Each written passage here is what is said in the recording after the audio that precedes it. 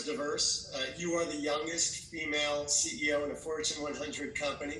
Your board has 10 members. We counted 6 are women and 3 are people of color. So is that part of who you are now in terms of propelling you forward in your focus on D&I and also doing better? And do you have goals on diversity for the coming 5 or 10 years?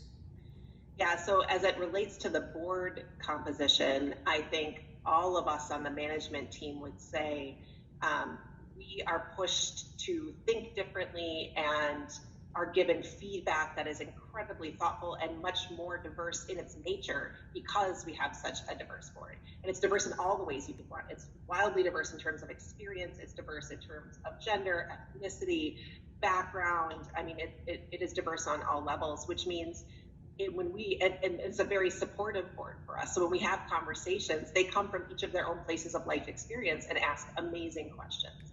And then it also means so many of us and so many of our employees can look at our board and see themselves in roles like that someday. And I think that is also an amazing example for our employees.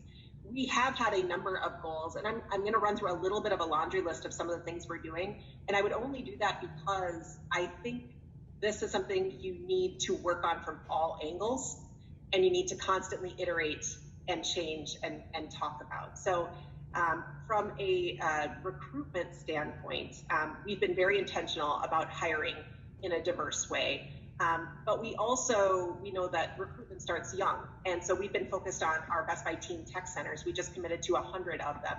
And those are centers that are all over the US. And they are aimed at more underprivileged areas, and they're after school programs for starting in middle school up through high school students, to give them access to technology and technology they might not otherwise have, and to hopefully point them towards some STEM careers. And we're already seeing great results in terms of much higher likelihood to want to graduate, much higher likelihood to want to go to college. We also have a corporate work study program where we have internships and often mentorships that are through some of our, especially our Black employee resource group, that helps bring some of those interns on and gives them visibility to what corporate life could look like. We hold numerous on-campus hiring events, and we really have been partnering closely with the historically Black colleges and universities. And in fact, we were ranked number 11 on HBCU's Connect's list of top 50 employers for HBCU students. And we've funded a $2.5 million scholarship at the U of M here in Minnesota to try to take first generation students from our teen tech centers and get them into colleges, and then hopefully get them back into amazing companies here in Minnesota, hopefully Best Buy, but frankly, any of these companies, because it creates such a virtuous cycle. We have a robust mentorship program. I talked about the reverse mentorship program. And we've been sponsoring about 40 of our employees to attend the Executive Leadership Conference, which is aimed at giving high potential Black leaders more visibility and put them on the path to become officers. We made Juneteenth a holiday this year, and we gave every employee 8 hours because we made it a holiday close to the date. 8 hours anytime to go volunteer or protest or have their voice heard. And we have shortened our hours already on election day to make sure everyone has a chance to vote and has their voice heard there. We post our numbers, meaning all of our diversity progress and all of our ESG reporting, so you can see just what our population looks like. And one of the most important things, and I'll stop, we said out loud that we are creating a task force of a very cross-functional, diverse, multiple level group of people at Best Buy who can help teach us and help propose what we think the next round of commitments should be at Best Buy. And we didn't want to just put those commitments out there from our own perspective. We wanted our employees to help us create and probably push us to make commitments that we might not otherwise. And so I think you can expect to see another round of commitments that will be highly informed by our own employees in the near future. Well, that is a very impressive list of things. That's terrific. We have a foundation, and what it does is it links up people with disabilities and people who are older with technology.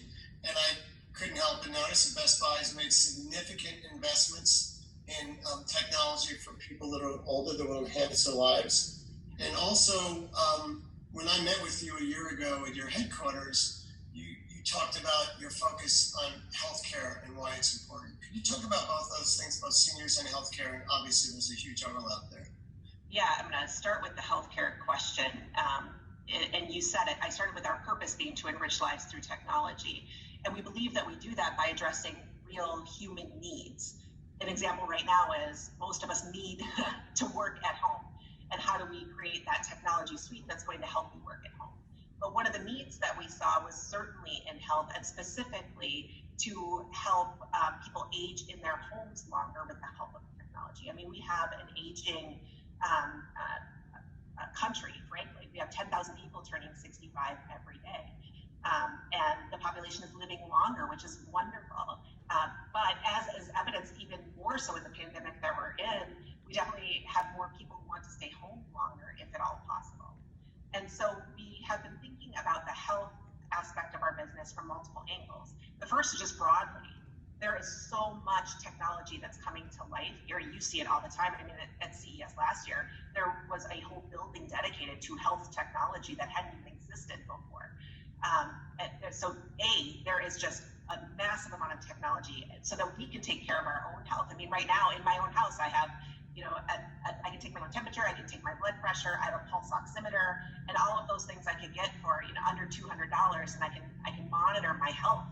But importantly, we also think you can connect a number of things together that will help, my parents and my grandma's 100, that can help them be comfortable, but can help me also as a caregiver have some visibility to how they're doing. Like I can see with some basic sensors, is grandma opening the fridge? Is she going to the bathroom regularly? Is she getting up from her chair occasionally?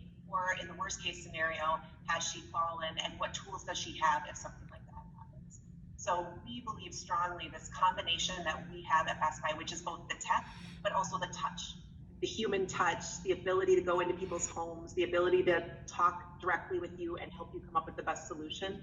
We think there's a real opportunity there for us to help people not just buy the stuff, but to put it together in a way that will provide peace of mind for both someone who maybe wants to age in their home, but also a caregiver like me who might not be able to be with that person 100% of the time.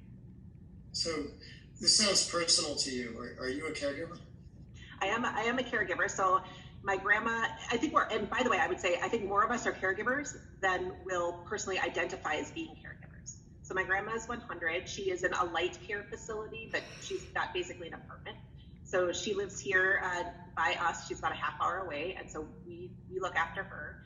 But even my parents, my dad lives alone on 10 acres here in Minnesota. My mom and stepdad, they live by themselves. And think about right now, the world that we're living in, how I stay in touch with them, how we stay connected to them, because this isn't just always physical wellness, it's mental wellness, connection, all of them, in some way, shape, or form, I feel like I have some level of caregiving for them. And in every one of those cases, I'm using technology right now in ways I wasn't before in order to stay connected and hopefully to make sure I have confidence that they're doing well.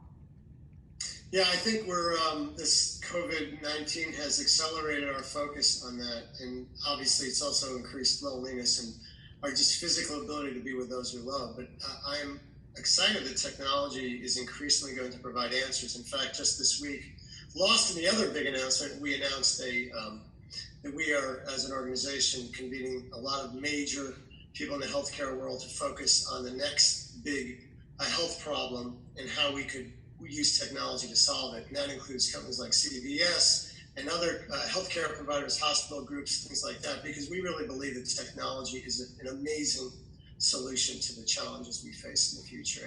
And I think these wearables, the Wall Street Journal has a story today about how wearables are making such a difference now, and just even the ability to figure out if you have COVID, rapid growth in that area. And that's why I think we're making a difference. And that has been a growing area, not only for CES, but for our entire industry. And I imagine with Best Buy's acquisition of GreatCall, with your personal focus and intensity on this, that will be a great area in the future as well.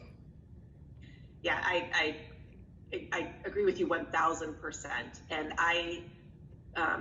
before COVID, I felt like the one space that had yet to be materially disrupted by technology was healthcare.